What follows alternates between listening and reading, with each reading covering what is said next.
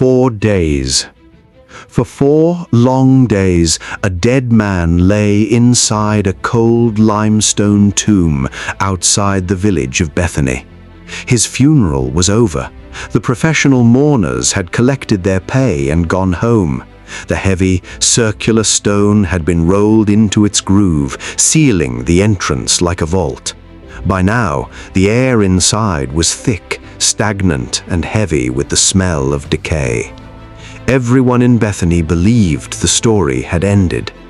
His name was Lazarus, a beloved brother, a trusted friend, and according to the historical accounts, someone deeply loved by Jesus. Yet, when Lazarus was fighting for his life, when every breath seemed harder than the last, Jesus never came. When his sisters, Mary and Martha, sent a desperate plea for help, Jesus never appeared. When Lazarus finally breathed his last and the light faded from his eyes, Jesus was nowhere to be found. Why? Why would the man who walked on water, the man who healed the blind and cured the incurable, allow his own best friend to suffer such a horrific, lonely death? Why would the Son of God remain silent while a family he claimed to love endured the most unimaginable pain a household can face? We have been told this is a story of a miracle, but if you look closer, it is a story that seemed for a moment like a broken promise. It is a test of faith and a confrontation with the most terrifying force in human history, the finality of the grave. The answer to these questions would soon shake an entire nation, because what was about to happen in Bethany would become the most polarizing event in the life of Jesus. It was a miracle that proved one singular, terrifying truth. Jesus held absolute authority not only over sickness, but over death itself. This is the story of the man who spent 4 days in the darkness, and the moment death was forced to let him go. Nestled among the arid rocky hills just outside the gates of Jerusalem stood the small village of Bethany. It wasn't a city of influence, it wasn't a hub of commerce, but within that quiet, dusty village lived 3 siblings whose lives were about to become the epicenter of an extraordinary clash between the mortal and the divine. Mary, Martha, and Lazarus. Their home was a sanctuary for Jesus. Whenever he found himself exhausted from the friction of the ministry, whenever the crowds grew too dense and the religious leaders grew too hostile, he retreated to Bethany. They shared meals, conversations stretched long into the evening. They shared the kind of deep, unguarded laughter that only happens between true friends. But then, everything changed. It started as a shadow, a subtle shift in Lazarus's demeanor, maybe a cough that lingered too long, a lethargy that refused to break. At first, Mary and Martha tried to dismiss it. Everyone gets sick, everyone recovers. But within 48 hours, the situation shifted from concerning to critical. The fever spiked, turning his skin pale and clammy. His strength, once capable of supporting his household, vanished. Every breath seemed harder than the last, becoming a terrifying rhythmic rattle that echoed through the small house. The sisters watched, helpless. Their prayers were fervent, their anxiety palpable. Finally, they did the only thing they could. They sent a courier. The message was remarkably brief, yet heavy with unspoken desperation. "Lord, the one you love is sick." They didn't need to tell him what to do. They assumed he knew. They assumed he would act. They believed with every fiber of their being that Jesus would drop everything and run to their side. The messenger found Jesus beyond the Jordan River. He delivered the news. The disciples waited for the command to pack up and leave. But Jesus did something that even today defies logic. He stayed. He didn't just delay, he waited until the situation was mathematically hopeless. "This sickness will not end in death," he said. "It is for God's glory." The words were meant to be comforting, but back in Bethany, they must have sounded entirely different. The courier returned, empty-handed. No Jesus, no miracle, just the slow, agonizing sound of Lazarus fading away. With every passing hour, their fear grew. Every time they heard a footstep outside, their hearts must have leapt, only to be crushed again when the doorway remained empty. They watched their brother drift away, hour by agonizing hour. And then, the moment they feared most, the silence. The house went quiet. The final breath was taken. The pulse slowed to a stop. Lazarus was dead. Grief didn't just visit the household, it occupied it. The professional mourners arrived, filling the house with the shrill, haunting cries that were custom in that era. The body was washed, anointed with burial spices to mask the scent of death, and wrapped tightly in linen strips. Then they carried him to the cave. When the stone rolled across the entrance, that sound, the grating of rock against rock, was the sound of finality. It was the sound of a world that says, "This is the end. There is no coming back from here." One day passed, then two, then three. The humidity of the region began to take its toll on the body. By the fourth day, decay was no longer a theory, it was a reality. In the ancient mindset, the fourth day was significant. It was believed that after 3 days, the soul had officially departed and the body had begun its irreversible transition. They were beyond the point of a medical error. Lazarus was gone.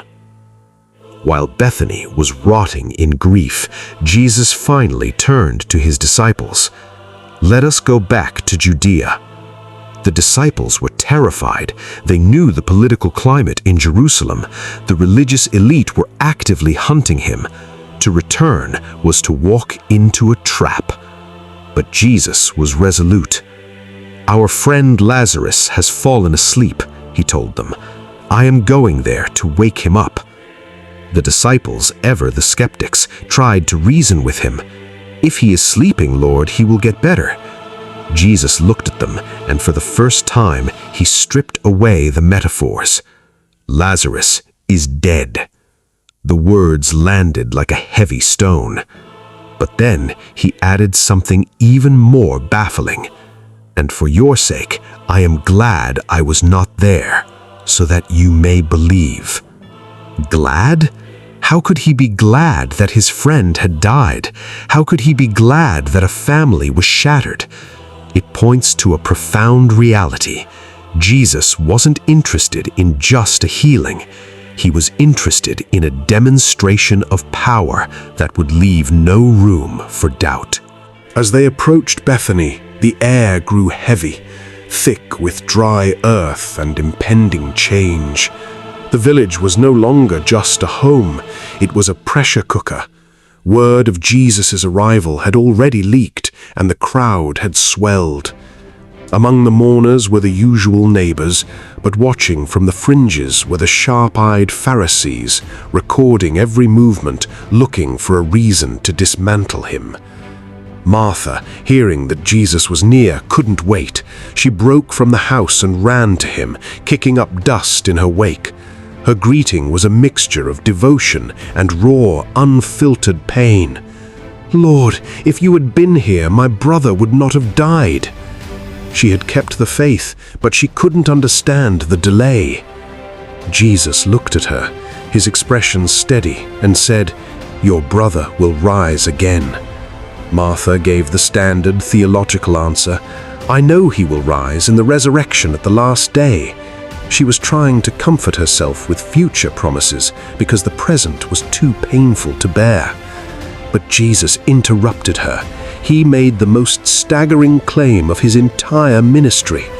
"I am the resurrection and the life. The one who believes in me will live, even though they die." He wasn't pointing to a distant future.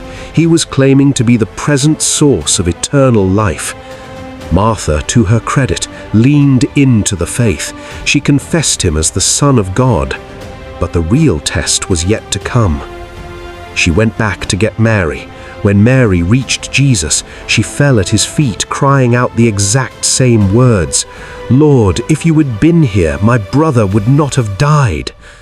The scene was pure devastation. And this is where the story pivots from the divine to the deeply human. Jesus saw their tears.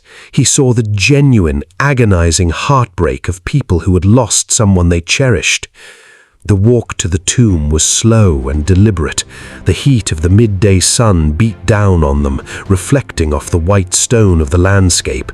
The sound of the wailing mourners was a constant, haunting rhythm in the air.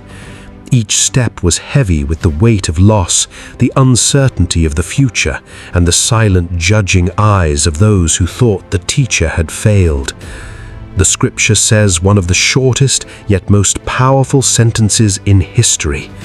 Jesus wept. He didn't cry because he didn't know what he was about to do. He didn't cry because he was frustrated. He wept because he hated what death had done to his creation. He wept because he shared in the grief of those he loved. The crowd whispered, their voices a low hum of confusion and pity. Some were in awe of his love, others were cynical. "He healed a blind man," they muttered, glancing towards the Pharisees. "Couldn't he have kept this man from dying?" They finally reached the tomb. It was a dark, damp cave carved into the limestone, a gaping hole that seemed to suck the light out of the day. Jesus stood before the stone. "Take away the stone." Martha was horrified. "Lord, by this time there is a bad odor. He has been dead 4 days." It was a stark reminder of reality, but Jesus didn't blink. "Did I not tell you that if you believe, you will see the glory of God?" The stone was moved.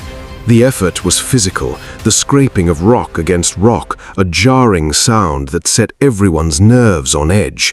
The silence that followed was deafening. Everyone held their breath, staring into the dark. Jesus lifted his eyes to heaven. He didn't pray for a miracle. He thanked the Father for the one that was already guaranteed. Then he turned toward the dark, gaping hole of the tomb. He didn't whisper, he shouted, "Lazarus, come out!" For a heartbeat, there was nothing. No wind, no divine sign, just the breathless anticipation of a crowd that had seen everything but was about to see the impossible. Then, a sound, a rustling. In the shadows, something moved. A figure, wrapped in the burial linens, stumbled into the light. He was bound hand and foot. His face was still covered by the burial cloth. The crowd went into absolute shock. Some screamed, others hit the ground. The impossible, the irrational, the supernatural had just happened in broad daylight. "Take off the grave clothes and let him go," Jesus commanded. As they unwrapped him, they weren't looking at a corpse. They were looking at a man who had been conquered by death and then rescued from its grip. This wasn't just a miracle. This was a declaration of war. The news spread like wildfire, but it didn't lead everyone to faith. For the religious leaders, it was the final straw. They couldn't ignore a man who could reverse the irreversible. They decided then and there, Jesus had to die. And so, the miracle of Lazarus became the catalyst for the crucifixion. But even that was part of the plan, because Jesus was preparing to do for himself what he had done for Lazarus. He was about to enter a grave, stay for 3 days, and then walk out, not just as a rescued man, but as the conqueror of death. The story of Lazarus remains the ultimate lesson on timing. We think God is late because we are looking at our watches. We think the door is closed because we are looking at the stone. But the stone is not an obstacle for him. It is merely a door. When your hope seems buried, when your situation feels entirely defeated, remember the 4th day in Bethany. Remember the man who walked out of the dark. No darkness is too deep. No grave is too sealed, and the voice that called Lazarus out is still the voice that speaks into the chaos of your life today. Before we close, if stories like this pull back the curtain on the Bible and help you see the world differently, take a second to hit that subscribe button. We are documenting the most powerful, life-changing narratives in history, and you don't want to miss what we're digging into next. And for those of you who've stayed to the end, have you ever felt like God was late in a situation you were facing, only to realize later that He was working on a much bigger scale? Share your story in the comments. Let's encourage each other.